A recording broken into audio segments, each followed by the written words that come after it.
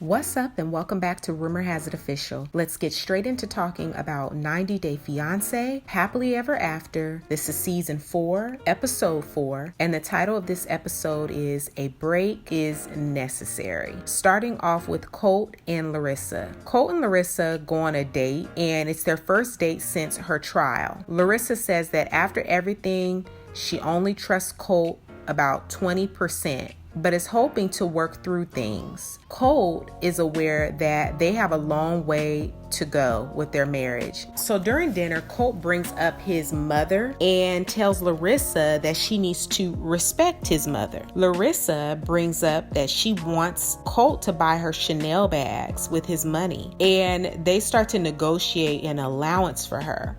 Larissa tells the camera crew that she wants $1 million from Colt. Let's move on to Elizabeth and Andrei. So Elizabeth goes to her sister Jen's house to vent about Andrei and her dad butting heads. And I don't know why she thought that her sister would be on her side when we all know clearly that Elizabeth is very spoiled and entitled. We all know that in this case they're in the wrong. Since Andrei wants to move out ASAP, Elizabeth says that she'll need to talk to her dad and go behind her husband's back for money for the deposit. They would be moving out of a mortgage rent-free home into a new place, and they still want money to get by. She really expects her dad to help her when he already has done enough. Let's move on to Nicole and Azan. So Nicole and Azan are meeting in Granada in 2 weeks. So I'm like, what job did she get during that little time frame? When we last saw her, she was looking for a job so that she could have the money to go on this trip. Where is she working? And how does she come up with the money for this trip? Nicole meets with her friend Jessica to catch up. Every time someone wants to know what happened,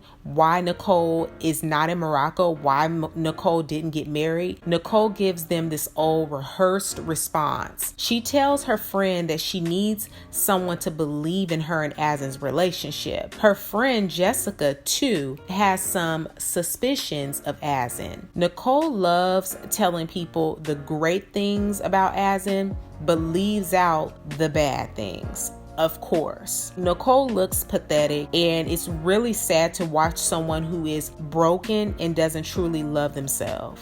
Let's move on to Chantel and Pedro. Pedro is packing to go back home and says that he doesn't know when he's coming back home. Pedro says that his boss at work is okay with him going back home without a return date. Now, I don't really know what boss will be okay with that, like not knowing when you're going to return. So you could just leave and come back as you please and then you'll still have a job. Okay, Pedro. So Chantel tells Pedro if his mom and sister say negative things that he needs to have her back. Pedro feels like, why should he when she doesn't have his? Let's move on to Russ and Paola. So Russ says so far the trip home isn't going so well. He's eager for things to get better between his wife and family. Russ tells his parents about Pao's reservations, and they feel they have done their best to make her feel accepted. His father, on the other hand, says that he feels uncomfortable with Paola because he doesn't feel like that she'll stick around through thick and thin. Russ's mother, she doesn't want Paola to be reserved or feel the way she has. Let's go back to Elizabeth and Andrei. So Elizabeth calls her father to tell him that her and Andrei are moving out. She also has the audacity to want money from her father for the new place. The producer says to Andrei during their confessional, how did you get the money to move? And he says, Elizabeth has been working extra hard lately and got some bonuses at work. Is this dude serious right now? Like, is this dude really serious? You're actually okay with your pregnant wife working harder at work while you do nothing? Like, even if the story she gave him was true, he said it so confidently, like it's just okay. Like, I really wish her father would have said no. And watching this couple really frustrates me. Let's move on to Ashley and Jay. So the fake couple with the fake storyline and the horrible acting are still not seeing eye to eye. They head to the gym and Ashley says everything that he does annoys her, which leads to her decision of wanting a break. She also tells him that she needs time away and has decided to go to New York with her friends. Let's go back to Colt and Larissa. Larissa has an appointment to get lip injections. She says that she knows that she has a budget, but she doesn't care. She also adds that if he doesn't pay for it, then she will withhold being intimate. The lip injections were close to about $500, and she got Colt to swipe that credit card, and I'm very surprised because he's very tight with his money, and normally he shoots her down when she wants expensive things. So I was really surprised that he pulled that credit card out. Let's go back to Russ and Paola. So Paola goes to meet with Russ's mom to resolve their issues. His mother says that in the beginning they had strong concerns and reservations because Russ and Paola always used to fight. They weren't sure of her intentions. His mother even mentioned the time Paola did that nude photo shoot on the beach, and she was telling Paola that she is a representation of their family. Paola says that she won't change who she is and adds that mending things with Russ's mom still doesn't change the fact that she doesn't want to move to Oklahoma. Paola, in my opinion, is very selfish. That's just how I see it. And I honestly don't know why she married Russ. She clearly wants the life of a single and wants to be in control and do what she wants. Everything has to go her way. So that's just what I think. Comment down below and let me know what you think about Russ and Paola. Let's go back to Elizabeth and Andrei. Andrei goes to an interview in the next scene, and the specialist tells him that she can put him on call because you have to have 6 months of experience to work and drive trucks full time. With being put on the roster, which would leave him making about $900 to $1,000 per check. Let's go back to Chantel and Pedro. So Chantel drives Pedro to the airport. While on the way there, she tells him she's worried with not knowing when he'll return and that she doesn't want to be left alone without him too long. This fool gonna say, "You won't be, you'll have the cat with you." He said, "You won't be, you'll have the cat with you." I really wanted to fall out right then and there because I thought it was just hilarious. I'm so sorry. That was hilarious to me.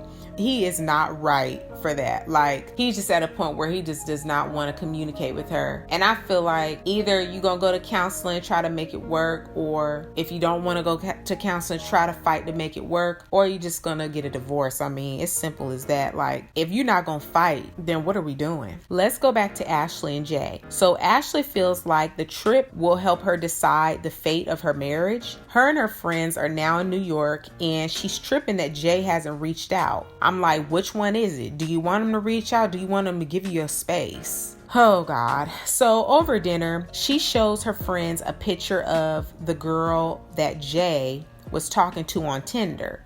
She adds that the girl is a senior in high school and is the total opposite of her as far as looks. So she worries if she's truly Jay's type. Her friends convince her to call the girl to get closure and clarity on what really happened. Why did she have the girl's number saved in her phone as Skin's side chick?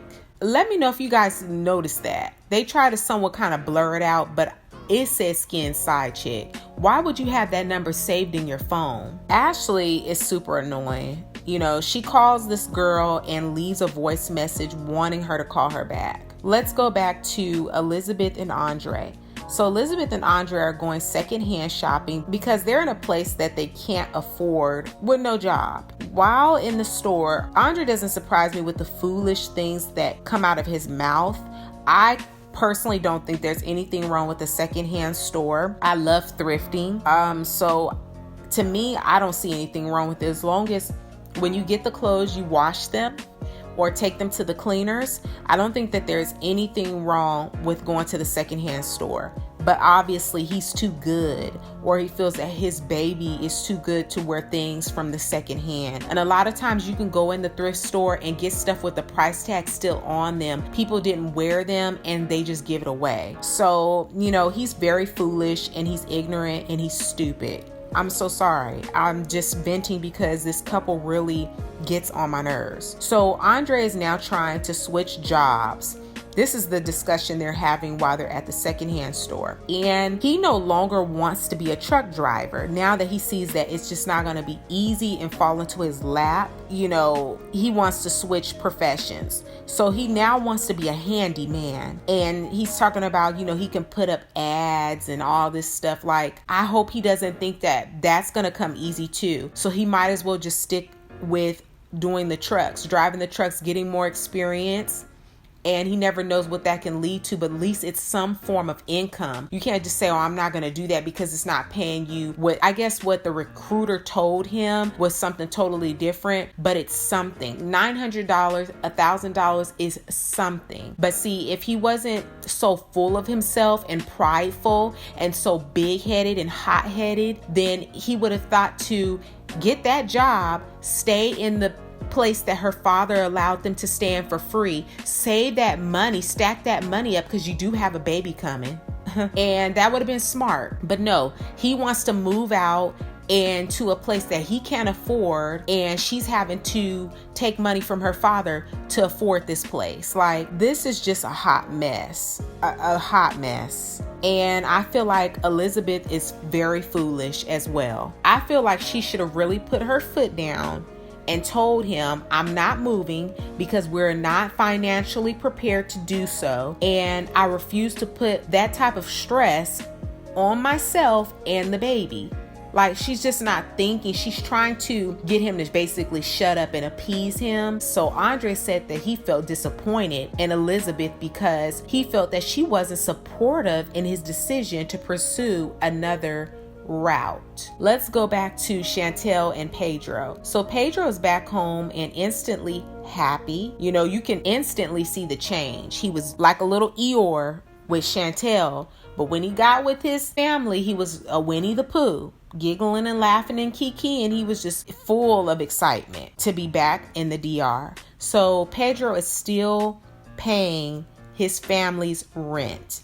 That was exposed. That was said by his sister, quote unquote sister. So over wine, once they get back to the house that he is paying for, or the apartment that he is paying for, they waste no time talking about Chantel and her family. And Pedro says that he loves Chantel, but he doesn't know if it's the best thing to continue the marriage. So I need to hear your guys' thoughts on 90 Day Fiance Happily Ever After, Season 4, Episode 3. Again, the title of this episode is A Break is Necessary. Comment down below. Let me know what you thought about the episode. Don't forget to share this video with a friend who also loves watching 90 Day Fiance. Hit the subscribe button. Also hit the bell so that you don't miss another upload from Rumor Has It Official. And I will see you guys in the next video. Peace.